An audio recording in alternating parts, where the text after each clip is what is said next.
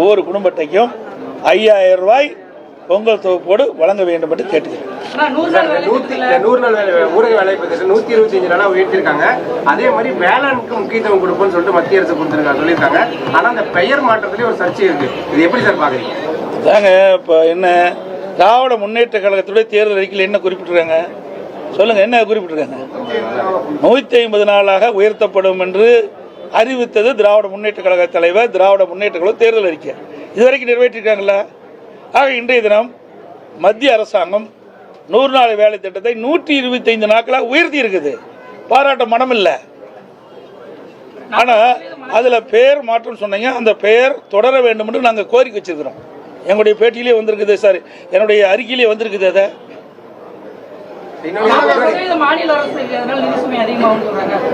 அதே எங்க வாதாடணும், எதுக்கு நாடாளுமன்றம் இருக்கிறாங்க? நான் பல முறை ஊடகத்தை வேலையில பத்திரிகை எழுதுறேன். நாடாளுமன்றத்தில் வாதாட வேண்டியது நாடாளுமன்றத்தில் வாதாடணும். அதுக்கு தானே தமிழ்நாட்டில் திராவிட முன்னேற்ற கழகம் மற்றும் கூட்டணி கட்சியை சேர்ந்தவர்கள் 39 நாடாளுமன்றத்தில் இருக்கிறாங்க.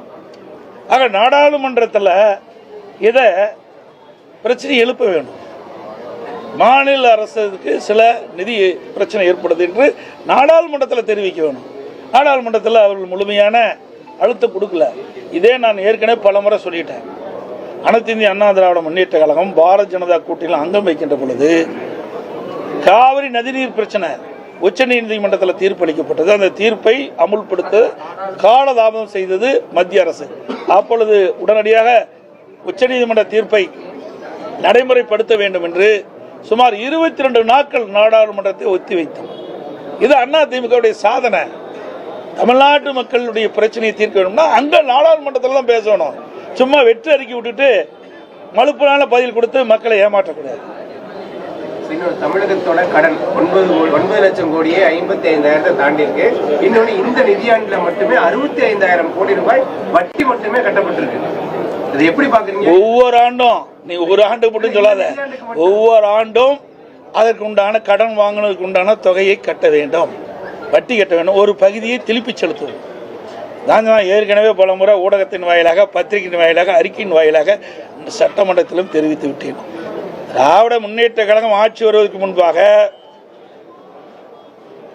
அவருடைய தேர்தல் அறிக்கையில் குறிப்பிட்டாங்க, தமிழகத்தில் இருக்கின்ற பொருளாதார சூழ்நிலை கருதி அதற்கென்று ஒரு குழு அமைப்பதாக சொன்னாங்க. நிதி மேலாண்மை அமைப்பை ஏற்படுத்த சொன்னாங்க. அமைச்சாங்க, நிபுணர் குழு எல்லாம் போட்டாங்க. அதுக்கு பிறகுதான் கடன் அதிகமாயிட்டது. 73 ஆண்டு காலமாக பல கட்சிகள் தமிழகத்தை ஆண்டன. 2021 வரைக்கும், அது வரைக்கும் பார்த்தீங்கன்னா சுமார் 5,18,000 கோடி தான் தமிழ்நாட்டுடைய கடன். இந்த காலகட்டத்தில் அதுவும் அனைத்து இந்திய அண்ணா திராவிட முன்னேற்ற கழகம் ஆட்சி இருக்கின்ற பொழுது 2011 2021 வரை எந்த ஆட்சிக்கும் ஏற்படாத பிரச்சனைகள்லாம் நாங்கள் சந்தித்தோம். முதல்ல பார்த்தீங்கன்னா கடுமையான வறட்சி. அந்த வறட்சியில் விவசாயிகள் பாதிக்கப்பட்டாங்க, பொதுமக்கள் பாதிக்கப்பட்டாங்க. அதை சரி செஞ்சோம். பிறகு புயல், வெள்ளம், டெல்டா மாவட்டத்தையே கஜா புயல் புரட்டி போட்டுட்டு போயிட்டது. அதோட தானே புயல், வர்தா புயல் என்று பல புயல்கள் 10 ஆண்டுல அதிமுக ஆட்சி சந்திச்சது. அதையெல்லாம் சரி செய்தோம் அதிமுக ஆட்சி. அதோட கொரோனா காலம் உங்களுக்கு எல்லாத்துக்கும் தெரியும். பத்திரிகையிலிருந்து ஊடகம் வரைக்கும் பொதுமக்களை யாருமே வெளியில் நடமாட முடியாத அளவிற்கு வைரஸ் பரவல். அப்படிப்பட்ட கொரோனா காலத்தில் ஒரு ஆண்டு அரசுக்கு வர வேண்டிய வரி வருவாயில் எதுவுமே இல்லை. அப்போ கூட ஒரு சிறப்பான ஆட்சி கொடுத்தோம். கொரோனாவுக்கு 40,000 கோடி செலவு செஞ்சோம். வருமானமே இல்லாத போது செலவும் செஞ்சோம். பல திட்டங்களை நிறைவேற்றி கொடுத்தோம். உங்களுக்கு நிறைய தெரியும். உங்களுக்கு இன்றைக்கு இந்த 100 ஏரி திட்டம், அத்திக்கடை அவனாசி திட்டம், சேலத்தில் எவ்வளோ உயர்மட்ட பாலம், 10 ஆண்டுகளை நீங்கள் பார்த்தீங்கன்னா அதிமுக ஆட்சியில் தான் ஏராளமான திட்டங்களை கொண்டு வந்து நிறைவேற்றுகிறோம். நல்ல சாலை வசதி, நல்ல பாலங்கள், நல்ல கல்லூரிகள், மருத்துவக் கல்லூரி, சட்டக்கல்லூரி, கலை மற்றும் அறிவியல் கல்லூரி, இப்படி நிறைய திறந்து நிறைய வளர்ச்சி பணிகளை மேற்கொண்டோம். திமுக ஆட்சியில் என்ன செஞ்சாங்க? கடனை மட்டும்தான் வாங்கிட்டு இருக்கிறாங்க. இன்றைக்கு இந்த ஆட்சி நிறைவு செய்கின்ற பொழுது சுமார் 5 லட்சம் கோடி கடன் வாங்கின மாநிலமாக இருக்கு. இந்தியாவிலேயே கடன் வாங்குவதில் முதல் மாநிலம் தமிழ்நாடு. அப்படி திராவிட முன்னேற்ற கழக அரசுடைய திரு ஸ்டாலின் அரசுடைய மிகப்பெரிய சாதனை கடன் வாங்கி இதுல முதல் சாதனை. தமிழகத்துல வரலாறு காணாத அளவுல தங்கம் விலை உயர்ந்திருக்குது, உலகமுறை உயர்ந்திருக்கு, நம்ம நாட்டுல ரொம்ப அதிகமா இருக்குது. அதிமுக ஆட்சி மீண்டும் வர பட்சத்துல உங்களோட பழைய திட்டமான தாடிக்கு தங்கம் திட்டம் மாதிரி அதாவது தங்கங்கிறது இங்கில்ல சர்வதேச அளவில் நடக்கிறது. அதை நாம விலை நிர்ணயம் பண்றதில்ல. திட்டம் அந்த காலகட்டத்தில் அதிமுக ஆட்சி கொடுக்கப்பட்ட வாக்கு அடிப்படையில் தாலிக்கு தங்கம் வழங்குகின்ற திட்டம் தொடரும் ஏற்கனவே சொல்லிட்டாச்சு. ரயில் கட்டணம் உயர்ந்துன்னு அறிவிச்சிருக்கிறாங்க. அப்போ இன்றைக்கு சூழ்நிலைக்கு தகுந்தவாறு இன்றைக்கு விலைவாசி உயர்வு, எரிபொருள் உயர்வு, அதில் உரிபாகங்களோட உயர்வு, இதையெல்லாம் நமக்கு சம்பள உயர்வு, இதையெல்லாம் கணக்கிட்டு தான் அவ்வப்போது உயர்த்துவாங்க. நம்முடைய சேலம் வரைக்கும் ஒரு 5 ரூபா உயர்த்துறதுக்காக 2 பைசா உயர்த்துக்காக சொல்கிறாங்க. ஒரு கிலோமீட்டருக்கு 2 பைசா உயர்த்துக்கான்னு சொல்கிறாங்க. இதை கூட இப்போ அரசு, இந்த மத்திய அரசு பரிசீலிக்க வேண்டும் என்று கேட்டுக்கிறேன். இந்த ரயில்வே கட்டணத்தை கூட இது குறைப்பதற்குண்டான நடவடிக்கை அவர்கள் எடுக்க வேண்டும் என்று நான் இந்த நேரத்தில் தெரிவிக்கிறேன். தமிழக வெற்றி கழகத்தினர் அவங்கள தூய சக்தின்னு சொல்லிக்கிறாங்க. அதற்கு தார்மீக உரிமை இருப்பது. By 2030, we are going to invest over $35 billion incrementally across our businesses, $80 billion of exports by 2030, supporting 3.8 million new jobs. We are taking a pledge to introduce AI to over 15 million small businesses. பாத்தீங்கன்னா கனிமொழி தலைமையில புதிய ஒரு குழு அமைச்சு மக்களோட குறைகள் எங்கெங்க தமிழகமெல்லாம் இருக்குன்னு ஒரு சர்ச் பண்ணி அவங்க ஒரு சரக்கில் இருக்கிறாங்க. அதிமுக அந்த மாதிரி ஏதாவது முன்னெடுப்பு செய்துங்களா? அதாவது ஏற்கனவே கடந்த முறை இப்படிதான் ஒரு நாடகத்தை அரங்கேற்றினாங்க.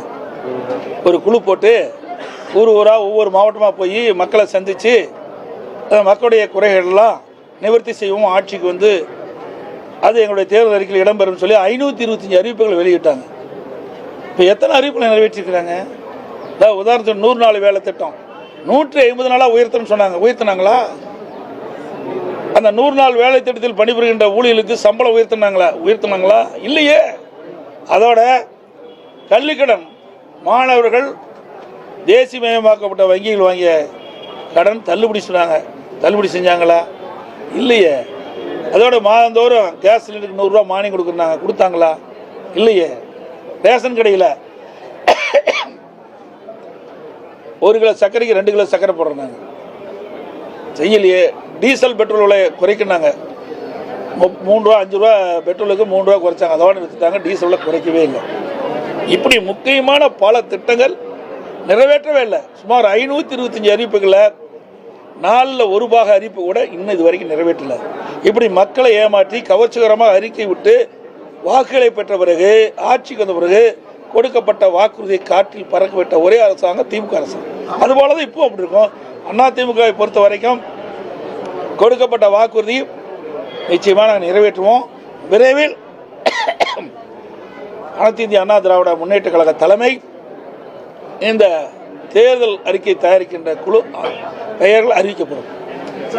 செவிலியர்கள் தொடர்ந்து போராட்டத்தில் ஈடுபட்டு இருக்காங்க. அவங்கள போராட்டம் பண்ணிட்டு இருந்தா கொண்டு வந்து கிளாம்பாக்கத்தில் விடுறது, அதே மாதிரி மறுபடியும் அவங்கள மண்டபத்தில் அடைக்கிறது, இப்படியே தொடர்ந்து ஈடுபட்டு இருக்காங்க. குறிப்பா தேர்தல் அறிக்கையில 10 ஆண்டுக்கு பணிபுரிகிற அனைத்து ஊழியர்களையும் வந்து பணி நிரந்தரம் பண்ணணும் தேர்தல் அறிக்கையில குறிப்பிட்டதா சொல்லிதான் அவங்க போராட்டம் பண்றாங்க. இன்னொரு நீதிமன்றம் கொடுத்த தீர்ப்பையும் எதிர்த்து மேல்முறையீடு போயிருக்காங்க. இதை எப்படி பாக்குறீங்க? தாங்க ஏற்கனவே இவர்கள் வந்து தேர்தல் அறிக்கையில திராவிட முன்னேற்ற கழகம் ஆட்சிக்கு வந்தா அரசு காலி பணியிடங்கள் முழுவதும் நிரப்பப்படும் சொன்னாங்க. அதாவது அரசு காலி பணியிடங்கள் 3 லட்சம் காலி பணியிடங்கள் இருப்பதாக சுட்டி காட்டினாங்க. அரசு சார்ந்த காலி பணியிடங்கள் 2 லட்சம். ஆக மொத்தம் அரசாங்கத்தின் மூலமாக 5 லட்சம் காலி பணியிடங்கள் நிரப்பப்படும் சொன்னாங்க. இதுவரைக்கும் நிறைவேற்றிருக்காங்களா? கடந்த சட்டமன்ற கூட்டத்தொடரில் 50,000 அரசு காலி பணியிடங்கள் நிரப்பப்பட்டதாக அறிவிச்சிருக்கிறாங்க. இதுவரைக்கும் இந்த 4.5 ஆண்டு காலத்தில் 75,000 பேர் ஓய்வு பெற்றுட்டாங்க, பணி ஓய்வு பெற்றுட்டாங்க. அதுலேயே 27 பாக்கி இருக்குது. கொடுக்கப்பட்ட வாக்குறுதி எதுவுமே நிறைவேற்றது கிடையாது. செவிலியர்களை பொறுத்த வரைக்கும் ஒப்பந்த அடிப்படையில் அவர்கள் பணியில் நியமிக்கப்பட்டாங்க. ஒரு குறிப்பிட்ட ஆண்டுகளானால் அதை பணி நிரந்தரம் செய்வது எல்லா ஆட்சியிலும் இருப்பது. ஆனால் இந்த அரசு வேண்டுமென்றே திட்டமிட்டு ஏற்கனவே கொடுக்கப்பட்ட வாக்குறுதி நிறைவேற்றாமல் அதை வாக்குகளுக்காக அறிவிப்பை கொடுத்து வாக்குகளை பெற்றாங்க. ஆட்சிக்கு வந்தாங்க. ஆட்சிக்கு வந்த போது கொடுக்கப்பட்ட வாக்குறுதியை மறந்த அரசாங்கம் திமுக அரசு. 1 கோடி வாக்கால் நீக்கலிங்க. தவறான செயலை சொல்லிடாதீங்க. இது நீங்கள் பத்திரிக்கை கூட நம்ப தவறான செய்தி வெளியிடக்கூடாது. இது யாருடைய ஆட்சி நடக்குது? திராவிட முன்னேற்ற கழக ஆட்சி நடக்குது. இந்த அரசாங்கம் யாருடைய கட்டுப்பாட்டில் இருக்குது? ஆட்சியாளர் கட்டுப்பாடு. மாவட்ட ஆட்சித்தலைவர்கள் யார் கட்டுப்பாட்டில் இருக்கிறாங்க? சொல்லுங்க, பேசவே பாருங்க. ஆட்சியாளர் கட்டுப்பாடு. அவருடைய தலைமையின் கீழ் தான் இந்த பணியெல்லாம் நடக்குது. புரியுதுங்களா? இதுல நாங்க கேட்க வேண்டிய கேள்வி நீங்க எதிர்காலி கேட்டுட்டு இருக்காங்க. எதிர்கட்சி தான் கேள்வி கேட்கணும். ஆளுங்கட்சி இருக்கின்ற பொழுது இதை வேண்டுமென்றே திட்டமிட்டு எஸ்ஐஆர் பணி முழுமையும் நிறைவேற்றப்பட்டு விட்டால் போலி வாக்காளர் நீக்கப்பட்டு விடுவார். போலி வாக்காளர்னா எல்லாமே இரட்டை வாக்காளர், போலி வாக்காளர். அதில் யாரெல்லாம் உண்மையான வாக்காளரை தவிர்த்து மீதியெல்லாம் வாக்காளர் பட்டியலில் இடம்பெற்று அத்தனை பேருமே போலி வாக்காளர் தான் கருதப்படுவாங்க. 21 ஆண்டு காலமாக இந்த எஸ்ஐஆர் பணியை மேற்கொள்ளல. அதனால இறந்தவர்கள்லாம் தேர்தல் நேரத்தில் உயிர் பெற்று வந்து திமுக காரனால ஓட்டு போட ஆரம்பிச்சிடறாங்க. அதுதான் பதறாரு, கதறாரு. ஆக இது நாள் வரை இறந்தவர்களை வைத்து நாம் வெற்றி பெற்று வந்தோம், போலி வாக்காளர்களை வைத்து வெற்றி பெற்று வந்தோம். இப்போ அதற்கு ஒரு இடையூறு வந்துட்டது. நீ எஸ்ஐஆர் பணி மேற்கொள்ள விட்டு விட்டால் அது வாக்காளர் பட்டியலில் உண்மையான வாக்காளர் தான் இடம் பெறுவாங்க. ஆக இறந்தவர்கள் இடம்பெற மாட்டாங்க, இரட்டை வாக்காளர் இடம்பெற மாட்டாங்க, வீடு மாறி குடியேறியவர்கள் இடம்பெற மாட்டாங்க. இப்படிப்பட்டவர்கள் தான் இன்றைய தினம் கணக்கெடுத்து இன்றைக்கு ஒரு பட்டியலை அறிவிச்சிருக்கிறாங்க. எப்போ கூட அதில் உண்மையான வாக்காளர் விடுபட்டு இருந்தால் அதற்கு 1 மாத காலம் வாய்ப்பு கொடுத்துருக்குறாங்க. அவர்கள் குறிப்பிட்ட அந்த படிவத்தில் அவர்கள் பூர்த்தி செஞ்சு சம்பந்தப்பட்ட பூத்தருடைய தேர்தல் அறிவிட்டு கொடுத்தா சேர்த்திக்குவாங்க. இப்போ ஏற்கனவே அறிவிச்சிட்டாங்க, அவங்களுக்கு வாய்ப்பு கொடுக்குறாங்க. அதில் வாய்ப்பு மறுக்கல. ஆக வேண்டுமென்றே திட்டமிட்டு திராவிட முன்னேற்ற கழக தலைவர் இன்றைய முதலமைச்சர் இதை எதிர்க்க வேண்டும் என்ற நோக்கத்தில் தான் பேசிட்டு இருக்கிற ஒழிய இதில் என்ன குறைபாடு இருக்குது? இது எல்லா கட்சிக்குமே பொதுவானது. உண்மைக்கு மாறாக இருக்கின்ற வாக்காளர் பட்டியலிருந்து விடுவிக்க வேண்டும் என்பதுதான் எங்களுடைய நோக்கம். உண்மையான வாக்காளர் தான் வாக்காளர் பட்டியலில் இடம்பெற்று தேர்தல் நேரத்தில் வாக்களிக்க வேண்டும் என்பது எங்களுடைய நிலைப்பாடு. அதன் அடிப்படையில் இதை வரவேற்கிறோம்.